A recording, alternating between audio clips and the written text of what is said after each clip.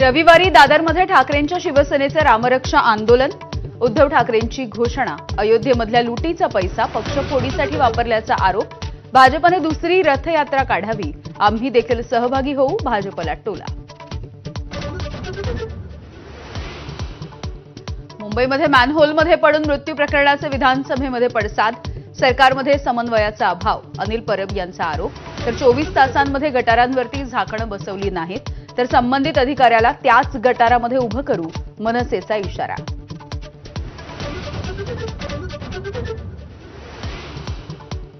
राज्यामध्ये शाळा परिसरात स्टिंग एनर्जी पेय विक्रीसाठी बंदी। मंत्री नरहरी झिरवाळ यांचे निर्देश।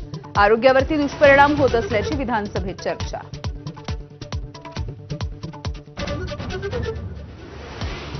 आजपासून राज्यभरामध्ये सर्वत्र पावसाचा जोर वाढण्याची शक्यता।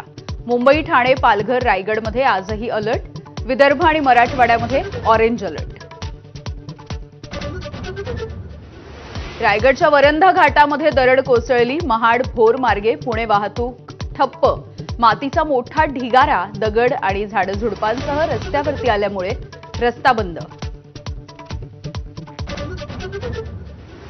कोकणामध्ये पावसाचा जोर कायम। रायगड जिल्ह्यामधल्या अनेक नद्यांच्या पाण्याच्या पातळीमध्ये वाढ। सिंधुदुर्गामधला सावडाव धबधबा प्रवाहित।